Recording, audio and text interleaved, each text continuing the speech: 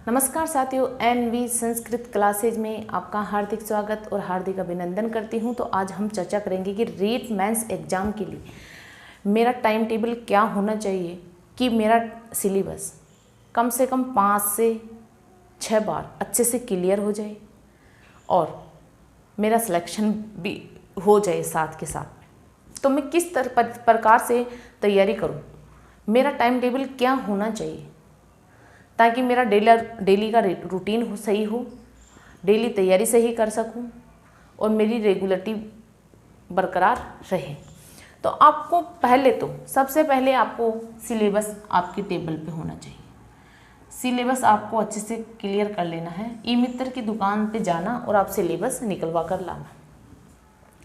Printed syllabus आपके पास में होना चाहिए। अगर प्रिंटेड सिलेबस आपके पास में होगा तो पॉइंट टू पॉइंट जो टॉपिक आपकी सब्जेक्ट में है वो आपको क्लियर करते हुए चलते रहना है। जो टॉपिक आपके लिए बहुत इजी है, जिनको आप 15 दिन में अच्छे से क्लियर कर सकते हो, जो आपको मतलब कि पहले से क्लियर थे, जैसे आपने रीड प्री दी, अब सेम से कई टॉपिक मिलेंगे। थोड़ा बहुत ही रीड प्री और रीड मेंस का सिलेबस है वो थोड़ा बहुत ही अलग है। तो जो टॉपिक आपके लिए बिल्कुल नए हैं, आपको बिल्कुल समझ में नहीं आ रहे, आप उनको पहले क्लियर करो। और जो टॉपिक आपको अच्छे से क्लियर है, आपके पढ़े हुए हैं, आपको लगता है कि हाँ 15 दिन में या 20 दिन में मैं इनको अच्छे से क्लियर कर सकता हूँ, तो आप उनको छोड़ सकते हो कुछ समय के लिए। ठीक है, अब सिलेबस आपके पास है। अब आपको करना क्या है, आपको जो सबसे हार्ड कठिन टॉपिक, थोड़े कठिन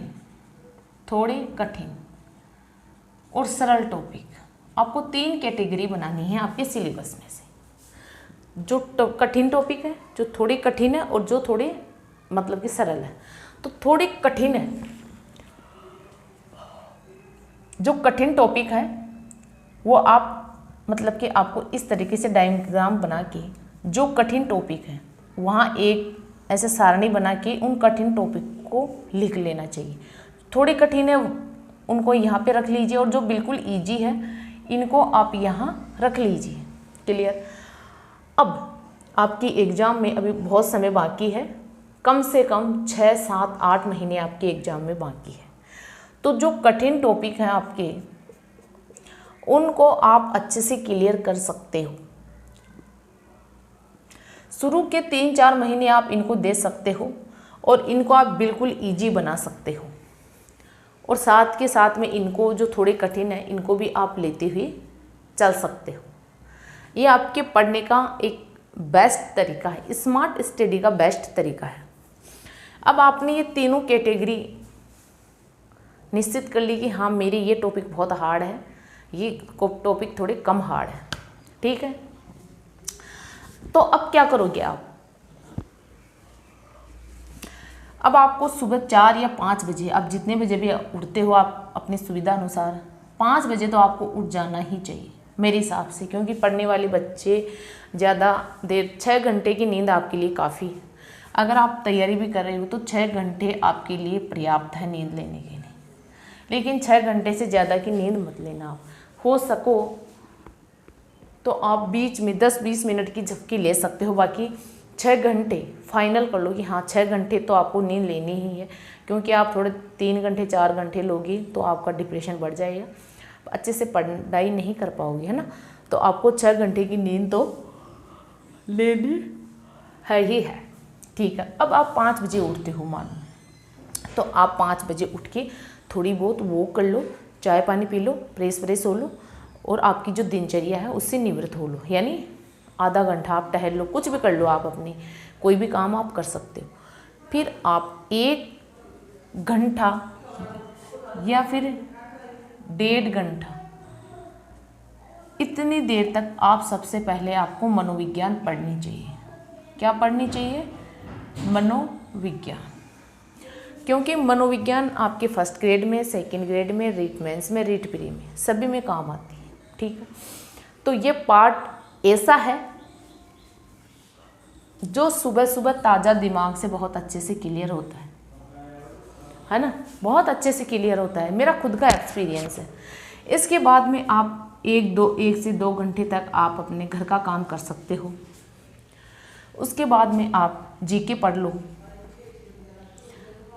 1 से 1.5 घंटे तक आप जीके पढ़ लो। फिर आप 1-2 घंटे अपने घर का काम कर सकते हो, क्योंकि आप अगर रेगुलर पढ़ते हो, कई बच्चे बोलते हैं कि हाँ मैं सुबह 9 बजे से 2 बजे तक पढ़ा, तो वो पढ़ते नहीं है, क्योंकि वो एक टाइम पास करते हैं। इतनी देर तक किसी का दिमाग नहीं चलता है। बीच बीच में एडवर्टाइजमेंट आते हैं, जैसे टीवी पे कोई सीरियल चलता है, मोबाइल में चलता है, तो बीच में एडवर्टाइजमेंट आते हैं। तो हर चीज़ के लिए एडवर्टाइजमेंट होना ज़रूरी है, क्योंकि रेगुलर किसी भी बच्चे से पढ़ाई नहीं होती है। इसलिए आपको बीच बीच में आपके घर का काम कर लेना है। जैसे लेडीज महिलाएं हैं तो वो खाना बना सकती है, झाड़ू पोछा कर सकती है, फिर थोड़ी देर पढ़ सकती है, फिर कोई काम कर सकती है। तो आपको इस तरीके से आप रूटीन अपनाओगे तो आप बिल्कुल 100% कहती हूँ कि आप सफल हो सकते हैं। फिर आपका जैसे करंट जीके हैं तो वो आप पढ़ सकते हो दोपहर में 1-2 घंटे, है ना। फिर आप थोड़ा बहुत घर का काम कर सकते हो। फिर शाम हो जाएगी, रात हो जाएगी, फिर खाना वाना बना के फिर 1-2 घंटे आप अपने सब्जेक्ट को दे सकते हो। अगर आप इस तरीके से इस टाइम टेबल को फॉलो करोगे तो मैं 100 तो नहीं कह सकती, पर 90 से 95% आपके सफल होने के चांस बढ़ जाते हैं। लेकिन ये रेगुलरिटी होनी चाहिए। आपको खाना बिल्कुल आधा कर देना चाहिए। 6 घंटे की नींद आपके लिए काफ़ी पर्याप्त है। धीरे धीरे आपका जो स्टडी टाइम है उसको बढ़ाना है।